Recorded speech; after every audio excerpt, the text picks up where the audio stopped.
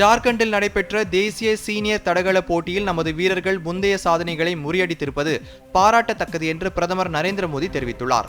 அகில இந்திய வானொலியில் 134வது மனதின் குரல் நிகழ்ச்சியில் உரையாற்றிய பிரதமர் நரேந்திர மோடி, வெயிலின் தாக்கத்திலிருந்து விடுபட மக்கள் அந்தந்த மாநிலங்களின் இயற்கையான பானங்களை அருந்துவதுடன் அரசின் அறிவுறுத்தல்களை பின்பற்ற வேண்டும் என்று அவர் கேட்டுக்கொண்டார். கர்நாடக அரசின் மேகதாது அணை திட்டத்திற்கு எதிர்ப்பு தெரிவித்து திருவாரூரில் கண்டன ஆர்ப்பாட்டம் நடைபெற்றது. திராவிடர் கழகத்தின் தலைமையில் நடைபெற்ற இந்த போராட்டத்தில் இந்த திட்டத்தால் தமிழ்நாட்டின் நீர்வளம் பெரிதும் பாதிக்கப்படும் என்று கூறி கண்டன முழக்கங்கள் எழுப்பப்பட்டன. மேலும் இந்த போராட்டத்தில் திமுகவின் கூட்டணி கட்சிகளும் பிற கட்சிகளும் பங்கேற்று போராட்டத்திற்கு ஆதரவு தெரிவித்தன. மத்திய பிரதேச மாநிலம் புர்ஹான்பூரில் உள்ள லோஹர் மண்டி கேட் அருகே இருந்த கயிறு கிடங்கில் பெரும் தீ விபத்து ஏற்பட்டுள்ளது. பலத்த காற்று தீயை மேலும் தீவிரப்படுத்த அது கிடங்கு முழுவதும் வேகமாக தீ பரவியுள்ளது. தகவல் அறிந்து வந்த தீயணைப்பு படை வீரர்கள், காவல்துறை மற்றும் அதிகாரிகள் மீட்பு பணிகளை துரிதப்படுத்தியுள்ளனர். நல்வாய்ப்பாக இதில் யாரும் உயிரிழந்ததாக எந்த தகவலும் வெளியாகவில்லை. இது குறித்து தொடர் விசாரணை மேற்கொள்ளப்பட்டு வருகின்றது. தில்லியின் கிழக்கு மாவட்ட சிறப்பு காவல் பிரிவினர் போதைப் பொருள் கடத்தல் வலைப்பின்னல் ஒன்றை முறியடித்துள்ளனர்.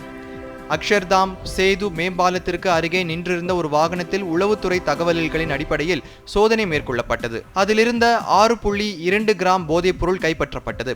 இந்த விவகாரத்தில் தொடர்புடைய 3 பேரை தில்லி காவல்துறை கைது செய்துள்ளது. பருத்தி இறக்குமதிக்கான தற்காலிக வரி விலக்கை நாளை முதல் அக்டோபர் 31ஆம் தேதி வரை வழங்க மத்திய ஜவுளி அமைச்சகம் உத்தரவிட்டுள்ளது. பருத்தி விவசாயிகள் மற்றும் ஒட்டுமொத்த பருத்தி வளங்களை கருத்தில் கொண்டு மத்திய ஜவுளி அமைச்சகம் இந்த முடிவை எடுத்துள்ளது. பருத்தி சாகுபடி இல்லாத பருவத்தில் செயல்படுத்தப்படும் இந்த நடவடிக்கையில் ஜவுளி தொழிலுக்கு தேவையான பருத்தி கிடைப்பது உறுதி செய்யப்படும் என்று மத்திய அரசின் அறிக்கை தெரிவிக்கின்றது.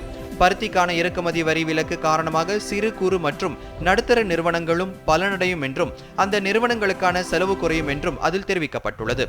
இந்த ஜவுளித்துறையை போட்டி நிறைந்த துறையாக வலுப்படுத்தவும் விவசாயிகளின் நலன்களை பாதுகாக்கவும் இந்த நடவடிக்கை உதவும் என்று மத்திய அரசு தெரிவித்துள்ளது. தலைநகர் தில்லியில் சைதுல்லா ஜாஃப் என்ற இடத்தில் 3 மாடி கட்டிடம் இடிந்து விழுந்ததில் 5 பேர் காயமடைந்தனர். 12 பேர் லேசான காயங்களுடன் மீட்கப்பட்டனர்.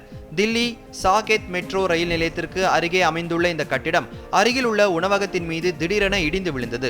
இதையடுத்து தேசிய பேரிடர் மீட்புக் குழுவினர், தீயணைப்பு துறையினர் மற்றும் தில்லி காவல்துறையினர் இணைந்து இடிபாடுகளில் சிக்கிக் கொண்டவர்களை மீட்கும் பணியில் ஈடுபட்டனர். 12 பேர் மீட்கப்பட்ட நிலையில் 5 பேர் பலத்த காயமடைந்துள்ளனர். மீட்பு பணிகள் நடைபெறும் நிலையில் மேலும் பலர் இடிபாடுகளில் சிக்கிக் கொண்டிருக்கலாம் என அஞ்சப்படுகின்றது. உக்ரைன் நடத்திய ஆளில்லா விமான தாக்குதல்களால் ரஷ்யாவில் உள்ள பல எண்ணெய் நிலையங்களில் பயங்கர தீ விபத்துகள் ஏற்பட்டுள்ளது. ரஷ்யாவின் ரோஸ்டவ் பிராந்தியத்தில் விழுந்த ஆளில்லா விமானத்தின் பாகங்கள் தீ விபத்தை ஏற்படுத்தி டாகன்ராக் துறைமுக நகரில் உள்ள ஒரு எண்ணெய் கிடங்கு மற்றும் ஒரு டேங்கர் கப்பலை சேதப்படுத்தியுள்ளது. மற்றொரு ஆளில்லா விமான தாக்குதலின் பாகங்கள் விழுந்ததில் அண்டை பிராந்தியமான கிராஸ்னோடரில் அர்மாவிர் நகரில் உள்ள ஒரு எண்ணெய் கிடங்கில் பயங்கர தீ விபத்து ஏற்பட்டுள்ளது. இந்த தாக்குதல் குறித்து உக்ரைன் அதிபர் விளாடிமிர் ஜெலன்ஸ்கி கூறுகையில், உக்ரைன் எல்லையிலிருந்து சுமார் 500 கிலோமீட்டர் தொலைவில் அமைந்துள்ள அந்த நகரம் போர் எங்கிருந்து தொடங்கியதோ அந்த இடத்திலே அதனை முடிப்பது நியாயமானது என்றும் குறிப்பிட்டார்.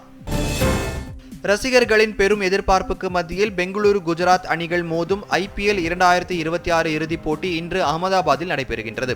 மார்ச் 28ஆம் தேதி தொடங்கிய 19வது IPL தொடரின் போட்டிகள் விறுவிறுப்பாக நடைபெற்று வந்த நிலையில் இறுதிக்கட்டத்தை எட்டியுள்ளது. இறுதிப் போட்டிக்கு முன்னேறியுள்ள பெங்களூரு குஜராத் அணிகள் அகமதாபாத்தில் இன்று நடைபெறும் போட்டியில் பல பரீட்சையில் ஈடுபட உள்ளன. வலுவாக இருக்கும் இரு அணிகள் மோதுவதால் போட்டியை காண ரசிகர்கள் பெரும் ஆவலுடன் உள்ளனர். சென்னை, மும்பை அணிகள் போல நடப்பு சாம்பியனான பெங்களூரு அணி 2வது முறையாக கோப்பையை தக்க வைக்குமா அல்லது பெங்களூருவை வீழ்த்தி குஜராத் அணி 2வது முறையாக கோப்பையை வெல்லுமா என ரசிகர்களிடையே எதிர்பார்ப்பு அதிகரித்துள்ளது. நடப்பு சீசனில் குஜராத், பெங்களூரு அணிகள் மோதியதில் 2 முறை பெங்களூரு அணி வெற்றி பெற்றிருப்பது குறிப்பிடத்தக்கது.